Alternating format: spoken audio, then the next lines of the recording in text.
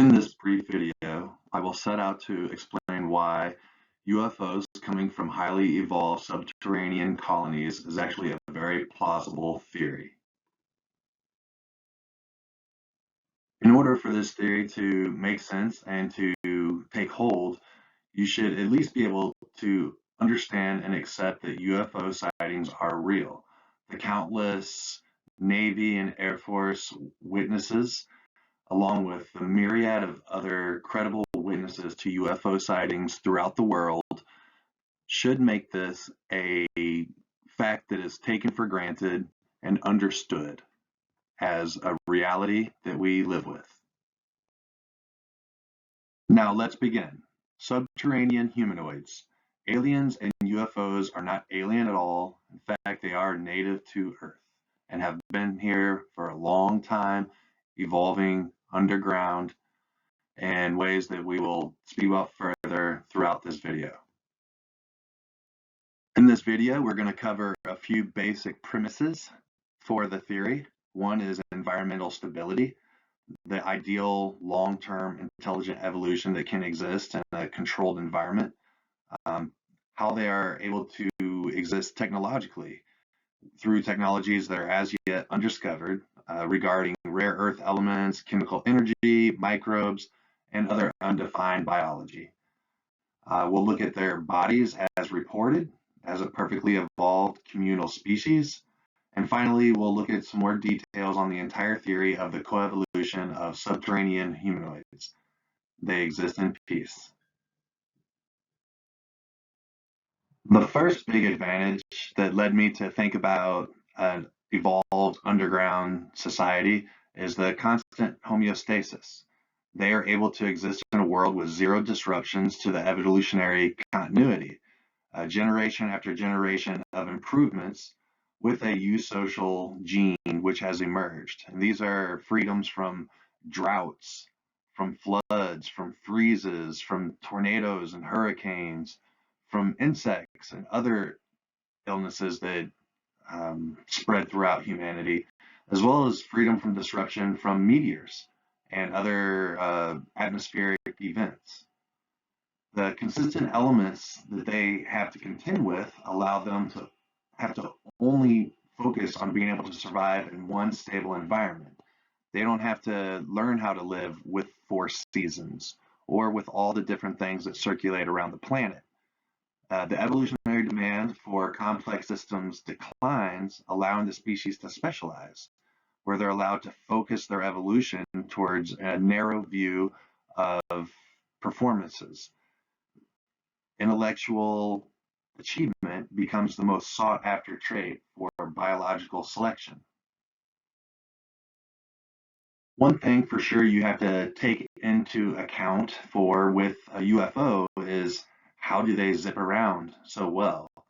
And I think it's through anti-gravity propulsion, but also how will they live underground? How can they create these complex civilizations? And as we're just really beginning to explore caves due to our own technological incapacity and limitations, there's tons of science that's being discovered in glacial caves, lava caves, solutional caves, which are the most common caves, usually through limestone, and which exist in extreme abundance underneath the United States, where there happens to be the most sightings of UFOs. The United States of America, North America, has a huge amount of the world's cave systems underneath. And these caves, they provide abundant laboratories from which rare earth elements that haven't even been discovered, microbes, gems, crystals, other radioactive material can all be found. And these are the ingredients that I believe have been used and manipulated and taken advantage of to create sustainable underground societies. Some of the things that rare earth elements have been used in as recently as 50 years ago up to now are batteries, which have been substantially improved, stealth technology, which a lot of UFOs are recorded as having, as well as magnets, which would be key elements in anti-gravitational flying or flotation devices. These are all things that have been developed and worked on in recent history. And I just imagine what it would be like if we had 500 years into the future to see where we would be at with these technologies that are, within the earth, that are used through a combination of these elements. And then, of course, you have the alien sightings, the extraterrestrial beings, so to speak.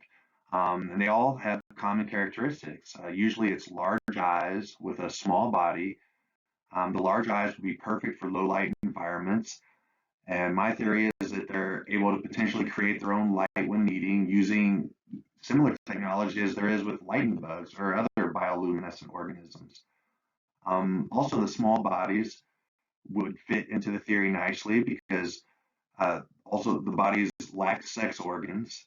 And so the theory goes that there's no need for big muscles and big bodies since there is no hand-to-hand combat. This is a eusocial society where everyone's pulling for the same common good. So there is no more survival of the fittest regarding physical ability to bludgeon one another.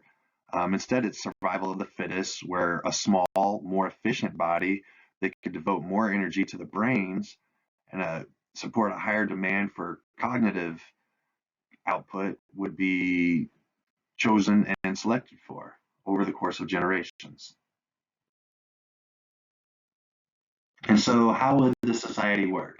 Well, my theory has kind of hinged on the fact that they would have to be eusocial, where everyone would pull for the common good. And up until recently, the only real examples of this were in insects, like honeybees, termites, ants, where certain members of the population are selected to be reproductive and other members are selected to carry on other tasks. I also believe that underground there would be limited resources, so there would be a huge threat if there was a population explosion, and instead it would be a select and specific population growth geared towards intellectual capacity and achievements. Recently, naked mole rats were found to exhibit these eusocial characteristics. This is significant because naked mole rats are also subterranean dwellers, but also because they're mammals. So this is a great parallel, even though they do look freaky. It's a great parallel to a humanoid, being that it's mammalian and it's a underground subterranean dweller.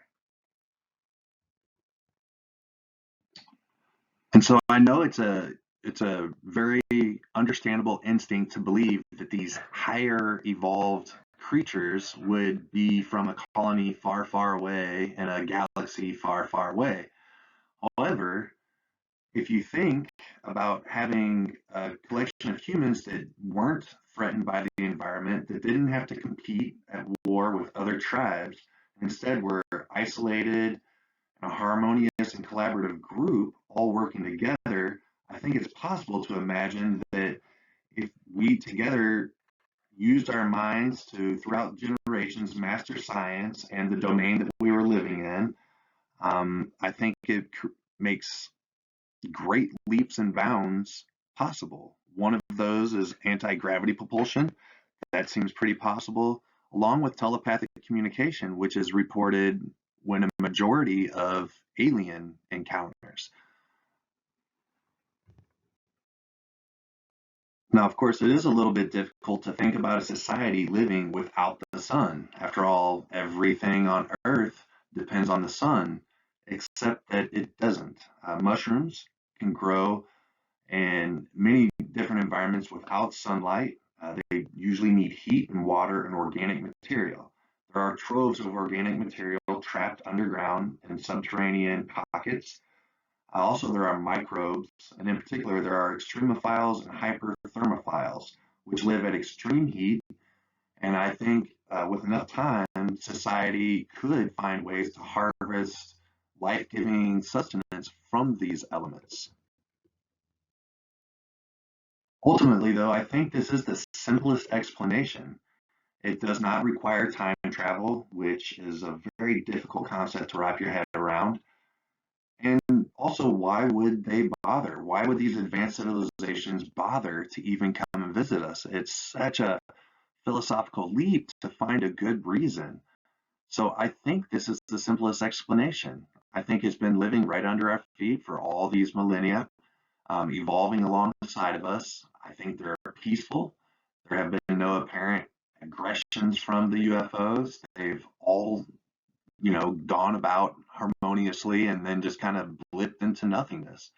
And I think the nothingness they blip into is underground societies, some sort of tube or some sort of elevator or hidden entrance into vast colonies that are technologically advanced from where we are regarding some things. But I think also, being on Earth, we deal with a lot of different elements. And so there's a lot of things that we do that I don't think they're able to do, but not things that they need to do. It's very interesting coexistence in my mind. I think it is peaceful. I don't think there's much to fear from it. Some of the things I do wonder about is, are they sharing technology with us? Have there been little, spots where they've kind of opened the books to certain scientists? There's no evidence of that, but it's just an interesting thought. I appreciate you for listening to this point. I definitely would like to hear or see any comments or any new ideas or any evidence that supports or disproves this theory. I'm definitely an open mind and looking to just spark other open minds and kind of, trade ideas. So I appreciate it. My name is Brandon. I hope you have a safe day.